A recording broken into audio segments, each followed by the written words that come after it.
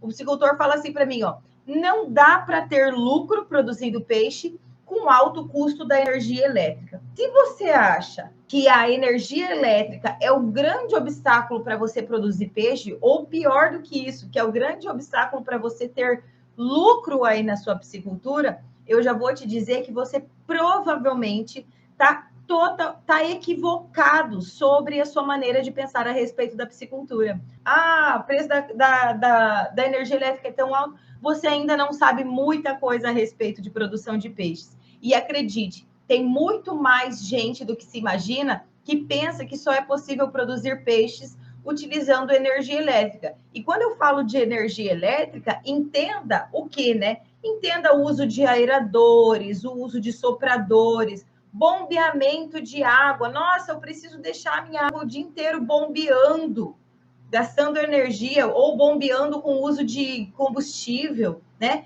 Para que haja possibilidade de produzir peixe, porque tá dentro da cabeça do produtor o quê? Que ele precisa ter essa água renovando, que ele precisa ter algum mecanismo ali fazendo a inclusão de concentrações de oxigênio, porque senão ele não consegue produzir peixe. E tem muita gente que pensa assim. Se você pensa isso a respeito da produção de peixe, eu vou quebrar totalmente esse mito da sua cabeça, tá? Porque não é necessário, não é obrigatório o uso da energia elétrica para você produzir peixe. Não é necessário, muito menos obrigatório. O que precisa ficar claro aqui é que se você entende que o processo de produção de peixes, ele sim, a gente precisa de oxigênio dentro da água, é claro que a gente precisa de oxigênio dentro da água. Mas a incorporação de oxigênio através de mecanismos, né, de equipamentos, não é a única maneira de se incorporar oxigênio dentro da água. Existem as maneiras, né, que são as maneiras mais básicas e que, por serem mais básicas, exigem menos risco, te dão menos risco de produção, mas, por outro lado, exigem mais conhecimento por parte do produtor, que é você equilibrar a quantidade de peixes dentro do sistema, dentro do teu tanque. Então, exemplificando aqui, né? Vamos fazer de conta, tá? Seja bem criativo aí agora, junto comigo, para ficar fácil o entendimento. Faça de conta que o oxigênio é uma bolinha, que cada bolinha é uma molécula de oxigênio, tá? Pensou aí junto comigo? Então, faz de conta que tem lá uma bolinha dentro, várias bolinhas, né? Dentro do tanque de peixe, com água, né? Cheio de bolinha, cheio de bolinha, cheio de bolinha. Vamos dizer que cada peixe consuma o equivalente a 10 bolinhas de oxigênio por dia, tá? Fictício esse número, é só para ficar exemplificado aí na sua cabeça. Então, se eu tiver 1.000 peixes, eu preciso, no mínimo, ter 10.000 bolinhas de oxigênio dentro do tanque. Por dia, né? Por dia. E ao longo do dia, se você não sabe sobre isso que eu vou falar agora, vai ficar mais claro se você participar da Rota da Piscicultura Produtiva, porque lá eu vou falar muito mais sobre qualidade de água, né? Mas, então tá, eu tenho 10.000 bolinhas de oxigênio, né, dentro do tanque. E aí, esses peixes consumiram as 10.000 bolinhas. Mas aí, no outro dia, não tem mais bolinha. Se você tem essa quantidade de peixes corretinha, ao longo do dia, eu tenho a presença do fitoplâncton que vai produzir mais novas 10 bolinhas de oxigênio, tá? Que é o processo natural da natureza, né? De ter esse fitoplâncton que vai produzir, enfim. Isso quando a gente tem a quantidade de peixes equilibrada com o volume de água, o volume de fitoplâncton que você tem dentro do teu tanque. Então, a gente consegue equilibrar. O grande problema da piscicultura é o quê? O piscicultor tem lá um tanque com as 10.000 bolinhas de oxigênio e ao invés de ele ter 1.000 peixes que consomem 10 bolinhas de oxigênio por dia, ele tem 10.000 peixes. Ele coloca 10.000 peixes dentro do tanque. E quando ele coloca 10.000 peixes dentro do tanque, vai faltar 9 bolinhas para cada peixe. 9 bolinhas de oxigênio, né? Nesse exemplo aí que eu tô dando. E aí, por conta disso, o piscicultor precisa ir lá e encontrar uma maneira que, né, custa dinheiro, de colocar mais oxigênio dentro da água. A questão é o seguinte: a gente tem oxigênio disponível ali dentro da água. Se você consegue equilibrar a quantidade de fitoplâncton e de peixes dentro do teu tanque, você não precisa renovar a água, você bombeando, seja com bombeamento elétrico, seja com bombeamento de combustível. Você não precisa colocar aeradores ligados à energia elétrica, ligados à energia solar.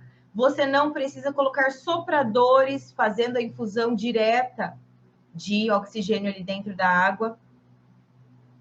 Ué, Soraya, mas se eu não preciso, para que é que existem esses equipamentos? Para que existem esses equipamentos? Esses equipamentos, eles existem para que você consiga aumentar a densidade de peixes, ou o volume de peixes que você produz dentro do teu tanque. E sim, isso é muito válido. Só que mesmo quando você coloca um aerador, um sistema de bombeamento, um sistema de soprador de oxigênio dentro do tanque, ainda assim tem um limite. Ainda assim, o aerador, ele dá conta de fornecer a quantidade X de oxigênio. Ele está limitado num volume X de oxigênio. Se você coloca um aerador para 10 mil peixes, ele não vai dar conta.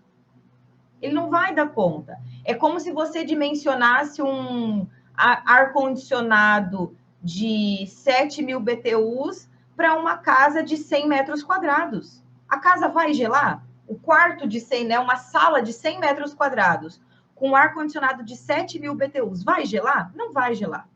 Né? Quem mora no calor aí sabe. Um de 9 mil no meu quarto ali, de pequenininho, não gela nessa época do ano. Um de 7 mil BTUs, que é a potência do ar-condicionado, numa sala de 100 metros quadrados, não vai gelar.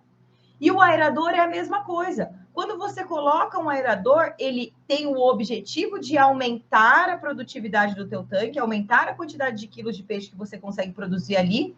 Por quê? Porque você dá mais oxigênio. Se você tem mais oxigênio disponível, você consegue aumentar mais. Mas não é regra. Não é regra. O que está acontecendo é que o piscicultor ele está colocando o aerador sem antes entender que é possível produzir sem o uso do aerador. É possível produzir sem ter a água renovando, sem ter a água bombeando. Só que ele precisa colocar a quantidade de peixes menor. E aí eu falo que a gente precisa adequar o tamanho ou a quantidade de aeradores para o tanto de peixe que você tem ali. Por quê? Porque se cada aerador consegue aumentar em 500 quilos além, né? 500 quilos além do que o teu tanque já produz, você não pode extrapolar essa quantidade. Em média, né? 500 quilos aí um aerador consegue produzir, é mais de quilos. Você não pode extrapolar essa média. Porque quando você extrapola, vai chegar num momento que ou o teu peixe vai estagnar, ou você vai começar a ter problema de desempenho.